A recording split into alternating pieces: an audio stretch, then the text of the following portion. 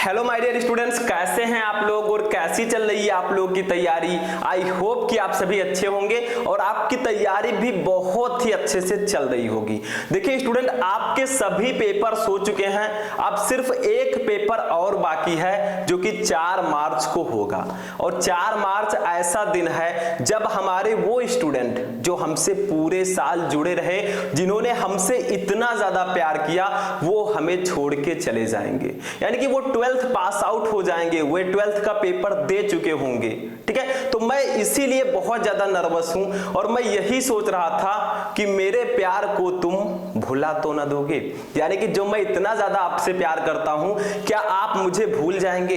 देखिए, आप लोगों के विदाई समारोह, यानी कि आप अपने स्कूल में पढ़ते थे तो आपके फेयरवेल पार्टी की गई, यानी कि जो आपके स्कूल के स्टूडेंट हैं उन्होंने फेयरवेल पार्टी की और आपकी विदाई की। ठीक है, लेकिन मैं फेयरवेल पार्टी तो नहीं कर सकता, लेकिन आपके लिए 2 लाइन जरूर कहना चाहूंगा कि यादों के फ्रेम में हम आपकी तस्वीर सजाएंगे। यादों के फ्रेम में हम आपकी तस्वीर सजाएंगे। आप तो जा रहे हैं लेकिन हमें बहुत याद आएंगे, बहुत याद आएंगे। ठीक है, तो आज का ये वीडियो बहुत ज्यादा इंपॉर्टेंट है। देखिए, मैं तो इसमें टॉपिक आपको बताऊंगा क्योंकि एक आपका अभी पेपर है और जब तक हम सभी को तोड़ेंगे नहीं तब तक भैया छोड़ेंगे नहीं। यानी कि पूरे सब्जेक्ट की तैयारी मैं आपको करवा रहा हूं। ठीक है, बाकी के जितने भी पेपर्स हैं वो बहुत अच्छे गए हैं। देखिए, फिजिक्स और केमिस्ट्री ऐसे सब्जेक्ट होते हैं, आप लोग टेंशन मत लीजिएगा, ये ऐसे सब्जेक्ट होते हैं जिसमें कुछ भी फिक्स नहीं होता। जैसे हिंदी, इंग्लिश, इन सब में तो फिक्स होता है, हाँ ये पढ़ लो यही आएगा, लेकिन इसमें कुछ भी फिक्स नहीं होता। और देखिए, बात हुई हमारा चैनल छोड़ के जाने की। देखिए, जब आप पेपर दे देंगे, सभी स्टूडेंट अपने अपने टारगेट पर काम करने लगेंगे। कोई नीट की तैयारी करेगा, कोई यूपीएससी की तैयारी करेगा, कोई ग्रेजुएशन करेगा, यानी कि जिसका जो टारगेट है वो उसके अनुसार काम करने लगेगा। ठीक है, तो देखिए, आज तो आप हमारा चैनल छोड़ के जा रहे हैं, लेकिन कुछ दिन बाद आपको अपना घर छोड़कर जाना पड़ेगा पढ़ाई करने के लिए, क्योंकि आपको आगे बढ़ना है और कुछ पाने के लिए कुछ खोना पड़ता है। अगर आपको लाइफ में सक्सेस होना है तो कुछ ना कुछ तो त्यागना ही पड़ेगा। ठीक है, जैसे आप घर छोड़ के जाएंगे, बाहर तैयारी करेंगे, तभी तो सफल हो पाएंगे। तो कुछ अगर पाना है तो कुछ छोड़ना पड़ेगा, कुछ त्यागना पड़ेगा। हमारा चैनल आप कुछ छोड़कर जा रहे हैं, लेकिन हमें कोई मतलब बहुत ज्यादा वो नहीं है, क्योंकि आपको तो जाना ही था, आज नहीं तो कल जाना ही है, जो आया उसको जाना है। ठीक है, जैसे आप 12th में पहुंचे हैं तो 12th के बाद आपको कुछ ना कुछ करना है। जैसे आप ग्रेजुएशन कोई करेगा, कोई किसी की तैयारी करेगा कंपटीशन की, ठीक, तो इससे कोई प्रॉब्लम नहीं है। लेकिन अगर आप हमारे साथ लगातार प्यार बनाए रखना चाहते हैं, मैं चाहता हूं कि हम दोनों के बीच जो टेंशन है वो लगातार बना रहे। ठीक है, तो आप लोग एक काम कर सकते हैं, जो हमारी इंस्टाग्राम आईडी है शुभम लेक्चरर सर, ठीक है, आप लिखेंगे आईडी में शुभम लेक्चरर सर, लिख देंगे, वो आ जाएगा, आप उसको फॉलो कर सकते हैं। उससे क्या होगा, आप हमें देख पाएंगे, हम आपको देख पाएंगे। वैसे इंस्टा तो सभी लोग यूज करते हैं। ठीक है, अगर आप लोग चाहें, कोई जबरदस्ती नहीं है, आप लोग चाहें तो हमसे लगातार जुड़े रह सकते हैं। देखिए, YouTube चैनल पर आप आएंगे तो YouTube चैनल से आपका कोई बेनिफिट होगा नहीं, क्योंकि अब आप 12th पास आउट हो चुके हैं और मैं 12th वालों को ही पढ़ाता हूं। ठीक है, तो आप लोग अगर हमसे लगातार कांटेक्ट बनाए रखना चाहते हैं तो हमारे आईडी को फॉलो कर लीजिए, शुभम लेक्चरर सर। यहां पर मैं लिख देता हूं, शुभम लिख दीजिए। ठीक है, शुभम लेक्चरर, गैप नहीं रहेगा, ऐसे लिख दीजिएगा। मैंने अपने नाम से ही, अपने चैनल के नाम से ही आईडी बनाया है जहां से आप लोगों ने पढ़ाई की है, शुभम लेक्चरर सर। ठीक है, जाइए और हमें फॉलो कर लीजिए, ताकि हम सबके बीच अटेंशन, हम सबके बीच जो एडिशन है, जो प्यार है, वो लगातार बना रहे। ठीक है, अगर आप लोग चाहें तो कर सकते हैं। ठीक है, जो हमसे बच्चे प्रेम करते हैं, बहुत ज्यादा जो है हमसे जुड़े रहे लगातार पूरे साल, ठीक है, वो जाकर फॉलो कर लीजिए, ताकि आप लोगों को भी हमारा प्यार लगातार मिलता है। ठीक है, कोई भी सजेशन हो, अगर मैं उसके लायक हूं तो आप लोग जरूर बताइए। कोई भी सजेशन आपको चाहिए, जैसे अगर आप सोचते हैं कि 12th के बाद क्या करें, तो वो भी मैं बता दूंगा। ठीक है, देखिए, आप अपने टारगेट के अनुसार काम कीजिए। ठीक, तो आज तो आप जा रहे हैं, लेकिन यादों के फ्रेम में हम आपकी तस्वीर सजाएंगे।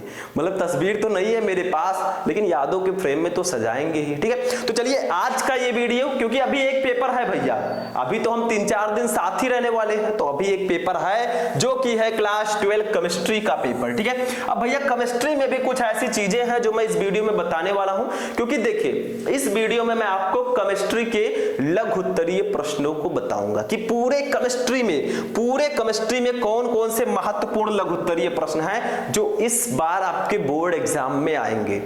देखिए स्टूडेंट, बहुत सारे स्टूडेंट सोचते हैं कि फिजिक्स का पेपर मेरा था सर, उसमें कुछ अलग दे दिया गया, कुछ आउट ऑफ सिलेबस दे दिया गया। तो देखिए जो 30% सिलेबस कम किया गया था उसमें से तो नहीं देना चाहिए था, कुछ क्वेश्चन उसमें से भी आगे मैंने देखा। ठीक है, अब 30% कम सिलेबस करने का क्या बेनिफिट है जब आप वही उसी का क्वेश्चन दे देंगे।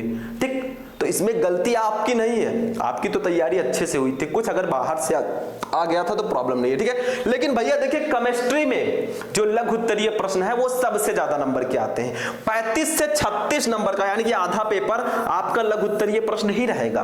तो इस वीडियो में पूरे केमिस्ट्री के लघु उत्तरीय प्रश्नों को मैं एक ही वीडियो में बताऊंगा, पूरे केमिस्ट्री के। ठीक है, देखिए क्लास 12 केमिस्ट्री सभी महत्वपूर्ण प्रश्न, बोर्ड परीक्षा में यही प्रश्न आएंगे। अब की बार हमें 70 में 70, देखिए यहां पर 100 लिख दिया गया है, 70 में 70 क्लियर करना है, मिस प्रिंट है। ठीक, तो चलिए स्टार्ट करते हैं आज का ये वीडियो। इस वीडियो को लाइक कर दीजिएगा, चैनल पर नए चैनल को भी सब्सक्राइब कर लीजिएगा ताकि सभी वीडियो आपको टाइम से मिलते रहे।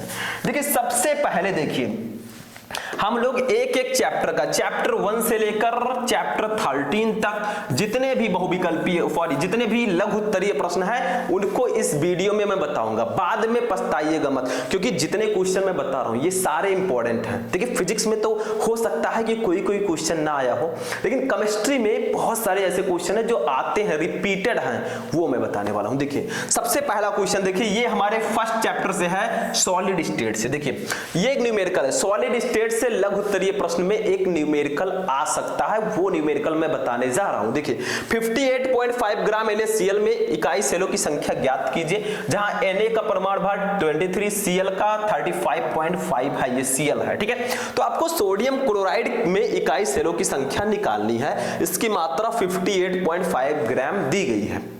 अब देखिए इस वीडियो में मैं आपको सिर्फ क्वेश्चन बताऊंगा, क्योंकि इतना समय नहीं है कि पूरे का आंसर मैं बता सकूं, और चैप्टर वाइज लघु उत्तरीय प्रश्न मैं ऑलरेडी सॉल्व करवा चुका हूं। जाइए यूट्यूब पर सर्च कीजिए, ठोस अवस्था इंपॉर्टेंट लघु उत्तरीय प्रश्न, शुभम लेक्चरर वीडियो आ जाएगा।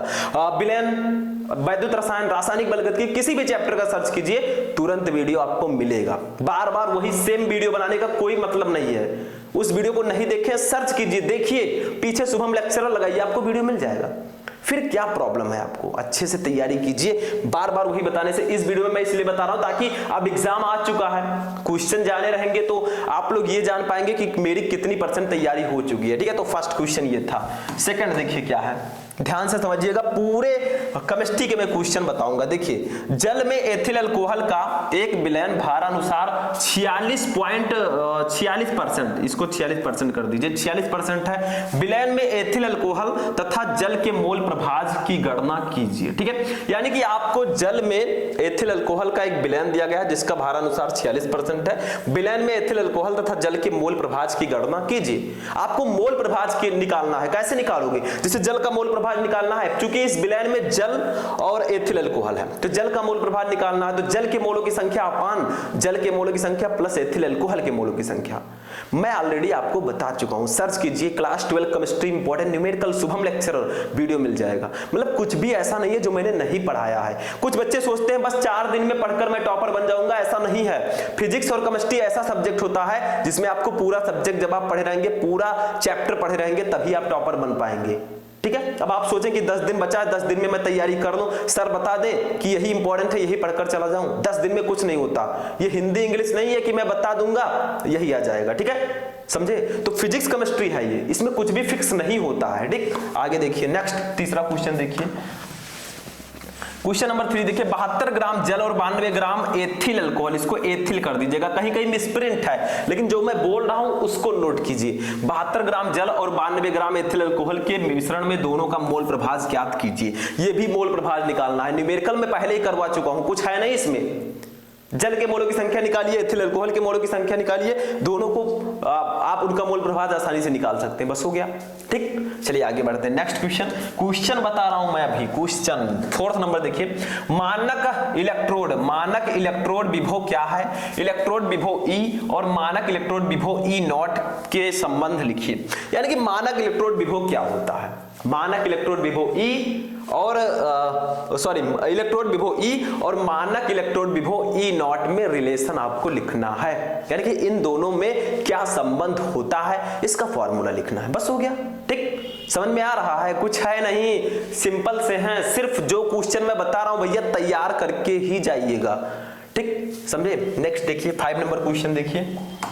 5 देखिए, प्रबल तथा दुर्बल, प्रबल तथा दुर्बल, यहां पर दुर्बल कर दीजिएगा, दुर्बल शायद नहीं लिखा गया है। ठीक है, प्रबल तथा दुर्बल विद्युत अपघट्यों का उदाहरण सहित समझाइए, यानी कि प्रबल और दुर्बल विद्युत अपघट्यों को आपको उदाहरण के सहित समझाना है कि प्रबल विद्युत अपघट्य क्या होता है और दुर्बल विद्युत अपघट्य क्या होता है। बस एग्जाम्पल के साथ समझा दीजिए, हो गया। ठीक, मैं ऑलरेडी सॉल्व करा चुका हूं, चैप्टर वाइज आप लघुत्तरीय प्रश्न सर्च करो, आ जाएगा पूरा। ठीक, नेक्स्ट क्वेश्चन, क्वेश्चन नंबर 6 देखिए। इलेक्ट्रोड विभव किसे कहते हैं, इसका मान किन किन कारकों पर निर्भर करता है, यानी कि what is electrode potential, electrode विभव क्या होता है और इसकी जो वैल्यू है वो किन किन कारकों पर निर्भर करती है। ठीक, ये क्या होता है इलेक्ट्रोड विभव, ये आपको बताना है। ठीक, हो गया। चलिए नेक्स्ट क्वेश्चन देखते हैं। अब देखिए नेक्स्ट क्वेश्चन हमारा है 7 नंबर क्वेश्चन देखिए। वैद्युत रासायनिक श्रेणी किसे कहते हैं, इसके प्रमुख लक्षण तथा 2 प्रमुख उपयोग लिखिए, यानी कि व्हाट इज इलेक्ट्रोकेमिकल सीरीज, विद्युत रासायनिक श्रेणी क्या होता है, इसके प्रमुख लक्षण और 2 प्रमुख उपयोग लिखने हैं, यानी कि इसके लक्षण क्या क्या हैं और इसका यूज हम कहां करते हैं विद्युत रासायनिक श्रेणी का। ठीक है, तो ये आपका होगा क्वेश्चन नंबर 7। देखिए सभी को मैं बता रहा हूं, ये तो आपके तीसरे चैप्टर का क्वेश्चन है विद्युत रसायन का। ठीक है, तो ध्यान से सारे क्वेश्चन को एकदम नोट करके लिख लीजिएगा या फिर समझ लीजिएगा क्या क्या इंपॉर्टेंट है। ठीक है, नेक्स्ट देखिए 8 नंबर क्वेश्चन देखिए।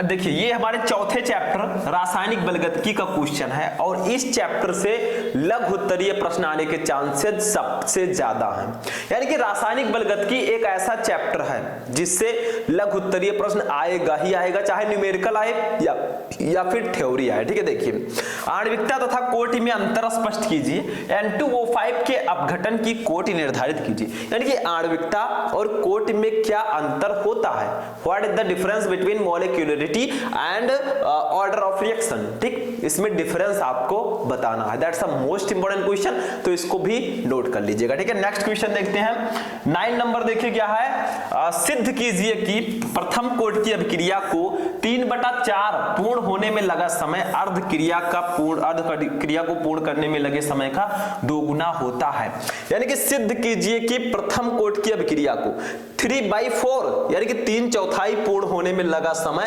अर्ध आयुकाल का या अर्ध क्रिया को पूर्ण होने में लगे समय का 2 गुना होता है। ठीक है, ये प्रूफ करना है, फॉर्मूला आपको पता है प्रथम कोट की अभिक्रिया का। ठीक है, मैंने बताया था। ठीक है, नेक्स्ट देखिए 10 नंबर क्वेश्चन देखिए, बहुत इंपॉर्टेंट है। देखिए एक प्रथम कोट की अभिक्रिया 100 सेकंड में 50% संपन्न होती है, अभिक्रिया का वेग स्थिरांक ज्ञात कीजिए। देखिए ये सब मैं आपको ऑलरेडी बता चुका हूं, कुछ भी बताने की जरूरत नहीं है, सारे न्यूमेरिकल्स मैं लगवा चुका हूं, नहीं लगाते गलती आपकी है। ठीक है, फॉर्मूला कौन सा लगेगा, K = 2.303 अपान RT, ठीक है, log 10A upon A minus x। ठीक है, ये वाला फॉर्मूला इसमें लगेगा प्रथम कोट की अभिक्रिया के लिए वेग स्थिरांक का समीकरण। बस हो गया, कुछ है नहीं इसमें, सिर्फ आपको अच्छे से पढ़ना है। ठीक है, बस हो गया, इसको भी नोट कर लीजिए, फॉर्मूला ये वाला बहुत ज्यादा इंपॉर्टेंट है। ठीक हो गया, नेक्स्ट देखते हैं। नेक्स्ट देखिए हमारा क्या है, क्वेश्चन नंबर 11 देखिए। आभासी एकाणुक अभिक्रिया को उदाहरण सहित समझाइए। आभासी एकाणुक अभिक्रिया क्या होती है, ये भी बहुत ज्यादा इंपॉर्टेंट है। ठीक है, आभासी एकाणुक अभिक्रिया, ठीक समझ में आ गया, इसको भी पढ़कर जाइएगा। ये भी केमिकल काइनेटिक चैप्टर का, मैंने बताया कि चौथे चैप्टर जो है उससे लघु उत्तरीय प्रश्न आने के चांसेस सबसे ज्यादा हैं। ठीक है, तो इसको पढ़कर जाइएगा। समझ में आ रहा है, ऐसा नहीं कि इधर से सुना इधर से निकाल दिया, कुछ नहीं होगा, पढ़ेंगे तभी आगे बढ़ेंगे, नहीं तो वैसे रहेंगे। ठीक है, 12 नंबर देखिए क्या है। 12 नंबर देखिए, अभिक्रिया की कोटि और आणविकता को समझाइए। अभी तो दोनों में अंतर हमें लिखना था, अब दोनों को समझाना कि अभिक्रिया की कोटि और आणविकता भूमिका क्या होती है। तो इस चैप्टर से ये 4-5 क्वेश्चन पढ़कर जाइएगा जो मैंने अभी आपको बताया, ठीक है। ये बहुत इंपॉर्टेंट है, इन सबको एकदम घोल कर आपको पी लेना है, मतलब अच्छे से पढ़कर जाना है, ठीक, समझ में आया। नेक्स्ट देखते हैं 13 नंबर क्वेश्चन, देखिए बहुत इंपॉर्टेंट है। अब आते हैं पृष्ठ रसायन चैप्टर पर, जो हमारा 5वां चैप्टर है। इसमें भी ये भी चैप्टर बहुत ज्यादा इंपॉर्टेंट है, 2 चैप्टर बहुत इंपॉर्टेंट है, रासायनिक बलगतिकी और पृष्ठ रसायन। इससे लघु उत्तरीय प्रश्न आने के चांसेस बहुत ज्यादा है, ठीक है, बहुत ज्यादा। देखिए ब्राउनियन गति पर एक संक्षिप्त टिप्पणी लिखिए। What is Brownian motion, Brownian गति क्या होती है बताइए, ये बहुत इंपॉर्टेंट है। इस पर एक टिप्पणी आपको लिखना है कि आखिर ब्राउनियन मोशन होता क्या है, दैट्स द मोस्ट इंपॉर्टेंट, ठीक है, इसको भी नोट कर लीजिए। नेक्स्ट देखते हैं 14 नंबर, द्रव स्नेही, ये द्रव है, द्रव स्नेही और द्रव विरोधी कोलाइड किसे कहते हैं, प्रत्येक को एक एक उदाहरण सहित समझाइए। यानी कि द्रव स्नेही कोलाइड किसे कहते हैं और द्रव विरोधी कोलाइड किसे कहते हैं, इसको एग्जाम्पल के साथ समझाना है। जो स्टूडेंट हमसे लगातार पढ़ रहे हैं, जो हमारे सारे वीडियोस को देख रखे हैं, उनको तो ये पता ही होगा क्योंकि इसको मैंने बताया है आपको ऑलरेडी, ठीक। मैंने कहा आप चैप्टर वाइज सर्च कीजिए, तुरंत आ जाएगा आपके सामने, ठीक है, आप हुक्म कीजिए, हम हाजिर हैं, ठीक। आगे देखिए 15 नंबर क्वेश्चन देखिए, भौतिक अवशोषण एवं रासायनिक अवशोषण में क्या अंतर है, यानी कि भौतिक अवशोषण और रासायनिक अवशोषण में क्या अंतर है। What is the difference between physical absorption and chemical absorption, ठीक है, बहुत इंपॉर्टेंट है ये क्वेश्चन भी। दोनों में डिफरेंस, दोनों में ऐसे बीच में स्केल की सहायता से एक लाइन कीजिए, दोनों में डिफरेंस लिख दीजिए, हो गया। मतलब या पढ़ना तो पड़ेगा, ऐसे थोड़ी ना कि लाइन कर दिए दोनों के इधर इधर लिख दिए काम खत्म, ऐसा कुछ नहीं है, ठीक है, पढ़ना पड़ेगा तभी लिख पाएंगे। नेक्स्ट क्वेश्चन देखिए क्या है, किस चैप्टर से है, इसी चैप्टर से। हार्डी-शुल्जे नियम पर संक्षिप्त टिप्पणी लिखिए। हार्डी-शुल्जे नियम क्या होता है, इसको एकदम से पढ़कर जाइएगा, ठीक है, हार्डी-शुल्जे का नियम, ठीक हो गया। नेक्स्ट क्वेश्चन आता है पी ब्लॉक के तत्व चैप्टर से, जो हमारा पी ब्लॉक एलिमेंट चैप्टर है, चैप्टर नंबर 6। ये चैप्टर जो है, इस चैप्टर से बहुविकल्पीय और विस्तृत उत्तरीय प्रश्न आने के चांसेस बहुत ज्यादा हैं और लघु उत्तरीय तो आएंगे ही, ठीक। देखिए सल्फ्यूरिक अम्ल एक ऑक्सीकारक एवं निर्जलीकारक है, इसके एक एक उदाहरण लिखिए। जो हमारे H2SO4 भैया है सल्फ्यूरिक अम्ल, ये एक ऑक्सीकारक भी है और एक निर्जलीकारक भी है, इसके एक एक उदाहरण आपको लिखना है, बताना है कि कैसे ये ऑक्सीकारक हैं, कैसे ये निर्जली कारक हैं, बहुत इंपॉर्टेंट है, इसको भी नोट कर लीजिए, ठीक। चलिए आगे बढ़ते हैं। नेक्स्ट क्वेश्चन नंबर 18, सल्फर की अपरूपताओं पर संक्षिप्त टिप्पणी लिखिए। देखिए इस चैप्टर से विस्तृत उत्तरीय प्रश्न आने के चांसेस बहुत ज्यादा हैं। जो प्रयोगशाला विधियां हैं वो इस चैप्टर से आती हैं, जैसे हैबर विधि, ठीक है, और व्यधिकरण विधि द्वारा क्लोरीन का निर्माण, ऐसे ऐसे हैं, संपर्क विधि द्वारा, ठीक है, तो ये सब आप पढ़कर जाइएगा। देखिए 19 नंबर देखते हैं, सल्फर डाइऑक्साइड के निर्माण की प्रयोगशाला विधि का वर्णन कीजिए, इसके ऑक्सीकारक और अपचायक गुण देते हुए इसके उपयोग भी लिखिए। यानी कि जो हमारे SO2 भैया हैं, सल्फर डाइऑक्साइड इसको बोलते हैं, इसके निर्माण की प्रयोगशाला विधि बताना, इसके ऑक्सीकारक और अपचायक गुण बताना है और इसके उपयोग भी लिखने हैं, बहुत इंपॉर्टेंट है, ठीक है। मतलब एक ही क्वेश्चन में 3-4 क्वेश्चन आ चुका है, ठीक। चलिए आगे बढ़ते हैं। नेक्स्ट 20 नंबर, क्वेश्चन नंबर 20, देखिए लैंथेनाइड क्या है, उनके नाम लिखिए। ये डी ब्लॉक के तत्व चैप्टर का क्वेश्चन है। What is lanthanide, right the name of lanthanides, मतलब लैंथेनाइड क्या है, उनके नाम लिखिए, बहुत इंपॉर्टेंट है, इसको भी करके जाइएगा, ठीक है। नेक्स्ट क्वेश्चन 21 देखिए, संक्रमण तत्व क्या है, इनकी विशेषताओं को लिखिए। What the transition elements, sorry elements, animals मत सुनिएगा, एनिमल्स मतलब होता है जानवर, ठीक है, और एलिमेंट्स मतलब होता है तत्व। तो संक्रमण तत्व क्या है, इनकी विशेषताओं को लिखिए, इनकी विशेषता लिखिए, ठीक है। जैसे आपकी विशेषता क्या है, आप स्टूडेंट हैं, आप ब्रिलियंट स्टूडेंट हैं, वो तो आपको ही पता होगा ब्रिलियंट है कि नहीं है, ठीक है, आपकी विशेषता है ये, ठीक। 22 नंबर देखिए, अब देखिए आते हैं उपसाह संयोजन यौगिक चैप्टर पर। एक दंतुर, द्विदंतुर तथा उभय दंतुर लिगैंड से आप क्या समझते हैं, प्रत्येक को 2 उदाहरण दीजिए। यानी कि एक दंतुर, द्विदंतुर तथा उभय दंतुर लिगैंड क्या होते हैं, इनसे क्या तात्पर्य है, प्रत्येक के 2 उदाहरण आपको लिखना है, ठीक है, ये भी बहुत इंपॉर्टेंट है। तो ये हमारा क्वेश्चन नंबर 22 था। अब आते हैं क्वेश्चन नंबर 23, आवेश के आधार पर लिगैंडों को किस प्रकार वर्गीकृत किया जा सकता है, उदाहरण देते हुए समझाइए। यानी कि आवेश के आधार पर हम लिगैंड को किस प्रकार से वर्गीकृत कर सकते हैं, उनको किस प्रकार से उनका क्लासिफिकेशन हम करेंगे, आवेश के आधार पर, बेस्ड ऑन द चार्जेस, ठीक है, ये भी बहुत इंपॉर्टेंट है, पढ़कर जाइएगा। 24 देखिए, वर्नर सिद्धांत की अवधारणाएं लिखिए। वर्नर सिद्धांत क्या है, ये भी उपसह संयोजन यौगिक चैप्टर का क्वेश्चन है, ठीक है। तो ये हमारा 24 नंबर क्वेश्चन है। नेक्स्ट क्वेश्चन, अब देखिए संयोजकता आबंध सिद्धांत, वैलेंस बॉन्ड थ्योरी, जिसको हम शॉर्ट में बीवीटी भी बोलते हैं, की संक्षेप में व्याख्या की थी। बीवीटी क्या होता है, ये भी बहुत ज्यादा इंपॉर्टेंट है, ठीक है। आगे बढ़ते हैं, अब आते हैं हम लोग अपने 9 नंबर चैप्टर पर। 8 चैप्टर जो हमारा इनऑर्गेनिक केमिस्ट्री था, अकार्बनिक रसायन, वो फिनिश हो गया। अब आते हैं कार्बनिक रसायन पर, ठीक है, यानी कि ऑर्गेनिक केमिस्ट्री, ठीक। देखिए क्या है, C4H9, इसको H9 लिखिएगा, Hg नहीं है, C4H9 Br सूत्र वाले यौगिकों के सभी समावयवी लिखिए, यानी कि C4H9 Br जो हमारा है, इसके इस सूत्र वाले यौगिक के सभी समावयवी लिखना है। समावयवी का मतलब क्या होता है, जिसका अणुसूत्र समान हो बट संरचना सूत्र भिन्न भिन्न हो, यानी कि इसी अणुसूत्र के आपको कई संरचनाएं बना देनी है, वही होता है समावयवी, ठीक। समझ में आ रहा है, आएगा, ठीक, धीरे धीरे जब एग्जाम हो जाएगा तब समझ में आएगा क्या, ये सब मैं बता चुका हूं। नेक्स्ट देखिए सेकेंड केमिस्ट्री जो आपका है चैप्टर 9 से 13 तक, उस पूरे के लघुत्तरीय प्रश्न मैं एक वीडियो में बना चुका हूं, जाकर देख लीजिए, ठीक। नहीं मिल रहा है तो आप लोग जाइए हमारे चैनल पर, जो स्टोरी मैंने लगा रखी है उस पर भी मैंने वो वीडियो लगा रखा, जाकर देखिए क्लिक करके। नेक्स्ट देखिए, हाइड्रोएल्केन में एक आणविक नाभिक विरागी प्रतिस्थापन SN1 तथा द्वि आणविक नाभिक रागी प्रतिस्थापन अभिक्रिया SN2 की क्रियाविधि उदाहरण द्वारा समझाई, यानी कि what is SN1 reaction and what is SN2 reaction, इसकी क्रिया विधि आपको समझानी है।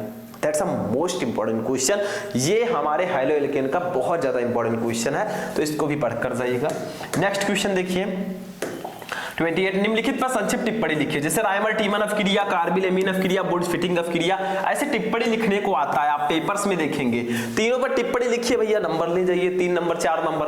तो निम्नलिखित पर टिप्पणी लिखिए, राइमर टीमन अभिक्रिया, कार्बिल एमीन अभिक्रिया और वुड्स फिटिंग अभिक्रिया। ये विस्तृत उत्तरीय प्रश्नों में भी आ सकता है, ये ध्यान रखिएगा, ठीक है।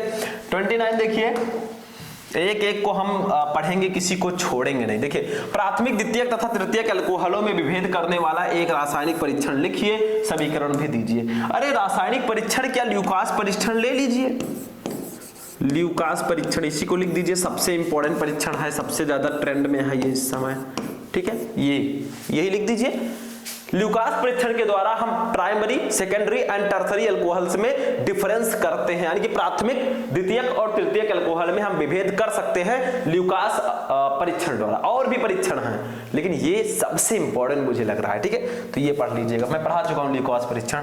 नेक्स्ट देखिए, निम्नलिखित को उदाहरण सहित समझाइए। विलियमसन संश्लेषण, विलियमसन ईथर संश्लेषण और असम्मित ईथर, इसको भी समझाना है, टिप्पणी लिखना आता है, ये भी 2 नंबर, सॉरी ये भी लघुत्तरीय प्रश्नों में आता है, नोट कर लीजिए सबको, या फिर आप लोग जाने रहिए कि क्या क्या इंपॉर्टेंट है। नेक्स्ट देखिए, निम्नलिखित पर संक्षिप्त टिप्पणी लिखिए। जैसे पर्किंग अपक्रिया और बेंजोइन संघनन, ठीक है, ये बहुत इंपॉर्टेंट है, पर्किन होगा शायद यहाँ पर, पर्किन अपक्रिया और बेंजोइन संघनन, इस पर टिप्पणी लिखना है।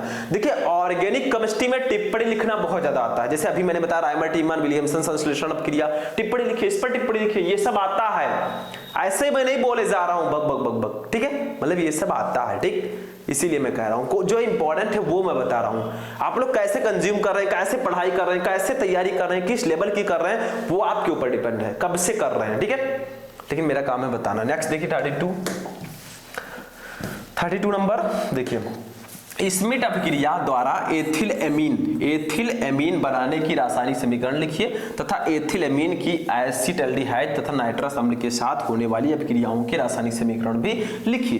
यानी कि स्मिट अपक्रिया द्वारा एथिल एमीन जो हमारा है C2H5NH2, ये भैया एथिल एमीन है, इसके बनाने की रासायनिक समीकरण आपको लिखना है स्मिट अपक्रिया द्वारा। स्मिट रिएक्शन मैं ऑलरेडी पढ़ा चुका हूं, ठीक। अब आप ये मत सोचिएगा कि सर तो यही कह रहे हैं, मैं पढ़ा चुका हूं, सर्च कीजिए, सच में मैंने सब कुछ पढ़ा दिया है, नहीं पढ़ रहे गलती आपकी है। नेक्स्ट देखिए 33 नंबर, अब आते हैं लास्ट चैप्टर जैव अणु पर। देखिए, ग्लूकोज का ऑक्सीकरण, संक्षिप्त टिप्पणी लिखिए, यानी कि ग्लूकोज का ऑक्सीकरण कैसे करते हैं, ठीक है, ग्लूकोज का ऑक्सीडेशन, तो ये बहुत इंपॉर्टेंट है, इसको भी पढ़ लीजिएगा, जैव अणु चैप्टर से 30 नंबर चैप्टर। नेक्स्ट देखिए, नेक्स्ट है न्यूक्लिक अम्ल क्या होते हैं, इनके 2 महत्वपूर्ण कार्य लिखे। न्यूक्लिक अम्ल पता है कि नहीं पता, डीएनए आरएनए जो बहुत महत्वपूर्ण है, डीऑक्सीराइबोन्यूक्लिक एसिड और राइबोन्यूक्लिक एसिड, ठीक है, ये दोनों न्यूक्लिक अम्ल होते हैं। न्यूक्लिक अम्ल यही होते हैं, न्यूक्लिक अम्ल का प्रकार है ये, ठीक है, तो पढ़ लीजिएगा इनको। आगे देखिए 35 नंबर देखिए 35, ठीक है, देखिए डीएनए तथा आरएनए में महत्वपूर्ण संरचनात्मक एवं क्रियात्मक अंतर लिखिए, यानी कि what is the difference between DNA and RNA, ठीक है, इनकी जो स्ट्रक्चरल एंड जो इनके क्रियात्मक दोनों डिफरेंस लिखना है, दोनों अंतर लिखना, ये हमारा लास्ट क्वेश्चन था। तो मैंने बताया केमिस्ट्री के चैप्टर 1 से 13 तक, ठीक है, जितने भी लगभग 35 महत्वपूर्ण लघु उत्तरीय प्रश्न हैं, इनको पढ़कर जाइएगा, ठीक है, ताकि आपका पेपर अच्छा हो, आप अच्छा परफॉर्म कर सके, आप केमिस्ट्री में 70 में 65 प्लस ला सके। तो आज का ये बड़ा इंटरेस्टिंग वीडियो यहीं पर फिनिश होता है। कैसा लगा आपको ये वीडियो कमेंट करके बताइएगा। तो चलिए हम मिलते हैं किसी नेक्स्ट वीडियो में नेक्स्ट टॉपिक के साथ, तब तक के लिए जय हिंद।